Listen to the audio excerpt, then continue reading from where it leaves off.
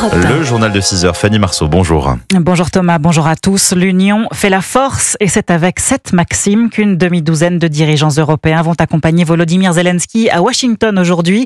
Le président ukrainien est arrivé il y a près d'une heure dans la capitale américaine. En février dernier, il avait été humilié dans le bureau ovale face à Donald Trump. Cette fois, il ne vient donc pas seul pour discuter des termes d'une éventuelle paix avec la Russie. Et Emmanuel Macron, qui fera partie du voyage, entend peser sur les négociations pour ne rien céder à Moscou. Alexis de la Fontaine. Oui, pas de négociations sur l'Europe sans les Européens, affirme Emmanuel Macron, qui souhaite participer aux prochaines discussions avec Vladimir Poutine. Selon le chef de l'État, le temps de la négociation diplomatique est venu et il compte bien marteler ses 3 objectifs à Donald Trump. Le premier, c'est de rappeler ce qui unit l'Ukraine, les Européens, les États-Unis d'Amérique. Nous voulons la paix.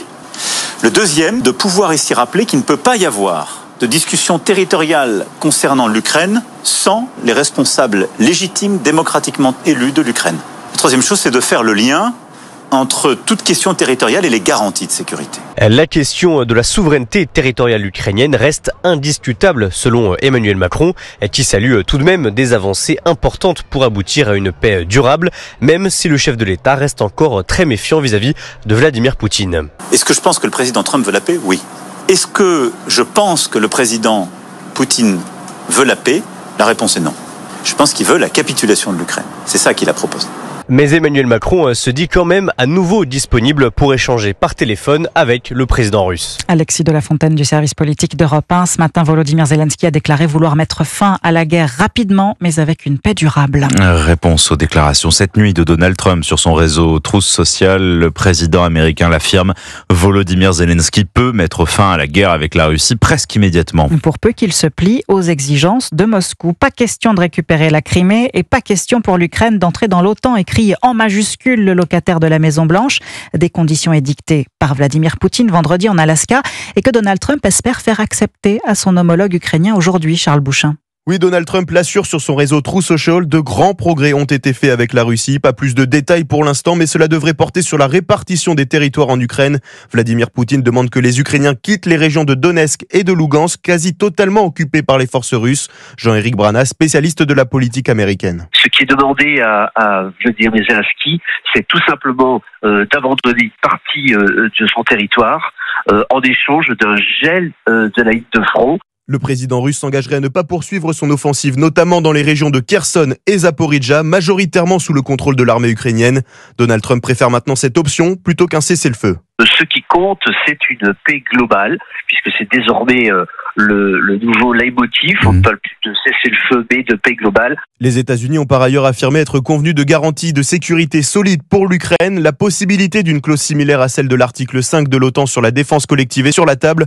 Article qui prévoit que si un membre est attaqué, tous doivent l'aider à se défendre. La question de ces garanties devrait être discutée aujourd'hui à Washington. Charles Bouchin, la guerre en Ukraine et cette réunion tant attendue à Washington, on en parle ce matin sur Europe 1 à 7h10. On va tenter de tout comprendre avec la géopolitologue Caroline Galacteros, spécialiste des affaires diplomatiques et stratégiques. Et à 8h10, on se demandera si le sursaut européen est possible. Est-ce que les Ukrainiens avec les Européens sont prêts à se battre ? Je poserai la question au général Jean-Paul Perruche.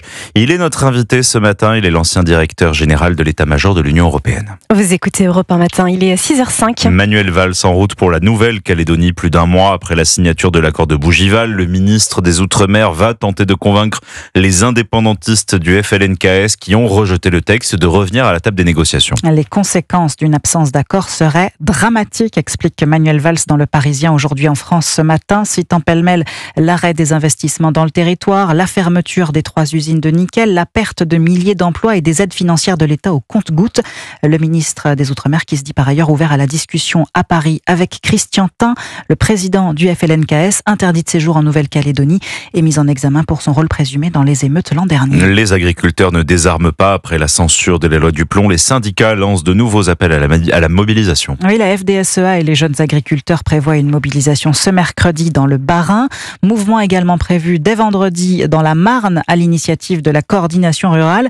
Objectif, dénoncer la concurrence déloyale des autres pays européens après les modifications de la loi du plomb, Jean-Baptiste Marty. Oui, et notamment l'interdiction de l'acétamipride dans leurs exploitations. Ce produit phytosanitaire, un néonicotinoïde désormais interdit d'usage en France, mais autorisé par la majorité des pays européens et qui sont donc présents dans les produits étrangers vendus dans les supermarchés en France. Une aberration pour Patrick Legras, porte-parole de la coordination rurale. Les agriculteurs n'auront pas d'égalité avec les autres pays, non seulement sur les néocotinoïdes, mais sur bien d'autres produits, puisque à chaque produit, l'ANSES, l'Office français du contrôle des produits phytosanitaires, pourra donner son mot s'il n'est pas d'accord avec d'autres pays. Donc nous, on appelle ça du gros foutage de gueule. C'est pourquoi, à partir de vendredi prochain, début de la foire de Châlons, lui et son syndicat appellent à des actions coup de poing. On va aller inspecter les produits qui sont dans les supermarchés. On va montrer aux consommateurs qu'on est avec eux, pour qu'ils puissent consommer français et que si ils consomment pas français, au moins qu'ils soient au courant. Les agriculteurs entendent se mobiliser plusieurs semaines, au moins jusqu'au 18 septembre, date de la fin du Salon de l'Animal en Bretagne. Jean-Baptiste Marty. Un nouveau drame dans un centre de loisirs hier. Une fillette de 11 ans souffrant d'un trouble du spectre autistique. Elle s'est noyée lors d'une sortie en Seine-et-Marne. Selon les premiers éléments de l'enquête, elle aurait échappé à la surveillance des encadrants. Son corps a été retrouvé dans l'eau par un maître nageur. Il s'agit de la 3e noyade d'un enfant autiste en une semaine en Île-de-France. Et puis, dans le Morbihan, hier après-midi, 2 personnes ont été tuées dans la chute de leur planeur près de l'aérodrome de Loyaste, à 60 km de Vannes. 18 sapeurs-pompiers ont été mobilisés. Les circonstances du drame n'ont pas encore été révélées. On vous le disait, il est déjà temps, oui, de reprendre le rythme doucement puisque la rentrée scolaire se profile. Et oui, le 1er septembre, il faudra être devant la grille avec son cartable. Il reste donc 2 semaines pour finaliser l'achat des fournitures. Selon les industriels, les prix sont en baisse cette année. La Confédération syndicale des familles, qui vient de publier son enquête annuelle sur le coût de la rentrée scolaire, estime que le montant des dépenses est stable, moins 0,08%. Mais elle note des disparités selon les classes et c'est surtout au lycée que la facture s'envole, Aurélien Fleureau. Plus de dépenses liées au numérique et plus de vêtements. Voilà ce qui explique en grande partie cette hausse de 11% sur un an des coûts de la rentrée pour un lycéen. Pour les élèves du primaire, c'est plus 4% notamment en raison de l'inflation du prix de la pâte à papier. Cahiers, feuilles et agendas voient leurs tarifs grimper de 3%. En revanche, baisse spectaculaire chez les collégiens, moins 23% sur un an. Alors pas forcément parce que les prix baissent, mais parce que les parents ont pu moins dépenser en réutilisant, explique Johan Joussaume de la Confédération syndicale des familles. Beaucoup plus que l'année précédente de réutilisation et notamment sur tout ce qui est petites fournitures assez spécifiques, le rapporteur, la règle, le cahier de musique, la calculette. Autre donnée, cette fois sans prendre en compte le coût des vêtements, le prix des fournitures scolaires est lui en baisse selon l'association des professionnels de la papeterie et du bureau qui représente 150 marques. C'est moins 3,4% dans les grandes surfaces et même moins 6,2% dans les magasins spécialisés. Enfin, les foyers les plus modestes pourront compter sur l'allocation de rentrée scolaire versée à partir de demain de 423 € pour un enfant de 6 à 10 ans jusqu'à 462 € entre 15 et 18 ans. Aurélien Fleureau du service économie d'Europe 1. Et il va encore faire très chaud aujourd'hui, Marion nous le disait, jusqu'à 37 degrés en Aquitaine et dans le Midi-Pyrénées. Encore 7 départements en vigilance orange qui devraient être levés ce soir. D'ailleurs, demain, retour des orages parfois violents. 10 jours de canicule qui s'achèvent et pendant cette période de chaleur, les climatiseurs ont tourné à plein régime. Solution pas très écologique, mais il y a une alternative qui se développe, la centrale de production de froid. Elle distribue en fait de l'eau glacée via des canalisations et elle rafraîchit donc en consommant moins d'énergie. À Lyon, celle de Mouton-du-Vernay alimente déjà une centaine de sites, des hôpitaux, des data centers ou encore le grand centre commercial de la Part-Dieu. Reportage de la correspondante d'Europe 1 dans le Rhône, Noémie Loisel. Dans les allées du centre commercial de la Part-Dieu, les habitants profitent de la fraîcheur. C'est très agréable, il fait frais. Ici il fait bien frais, on sent tout de suite la clim quand on rentre, ça fait vraiment du bien. Pourtant, pas de climatisation classique ici qui rejette de l'air chaud à l'extérieur. La fraîcheur provient d'une centrale de production de froid située 13 mètres sous terre qui puise l'eau d'une nappe phréatique profonde pour refroidir le bâtiment, explique Gérard Campbell-Robertson, directeur général de ELM, filiale de Dalkia. Cette eau, elle est pompée, elle refroidit nos machines de production. Nos machines ensuite produisent de l'eau glacée glacée à 5 degrés qui est distribuée dans un réseau en cycle fermé. C'est la même eau qui tourne en permanence sur 14 km et qui vont aller alimenter chacun des bâtiments raccordés au réseau. On n'a aucun rejet d'énergie dans l'atmosphère. Et en période de canicule, la centrale anticipe la demande. La nuit, elle produit de l'eau glacée qu'elle stocke dans 4 grands bassins, prête à être utilisée lors d'un pic de chaleur. Quand on a le pic de consommation vers midi 14h, on va faire fondre cette glace qui permet d'augmenter, doubler la capacité de production avec les mêmes moyens de production. Le réseau de froid urbain alimente principalement des bâtiments tertiaires. À l'avenir, l'objectif est de le raccorder au logement des particuliers, mais cela reste complexe et très coûteux, surtout pour innover et adapter les bâtiments anciens. Lyon, Noémie Loisel, Europe 1. Le sport en football, reprise ce week-end de la Ligue 1. Reprise crescendo, un match vendredi soir qui signe la première défaite de Marseille face à Rennes. 3 rencontres samedi avec les victoires de Lyon, Monaco et Toulouse.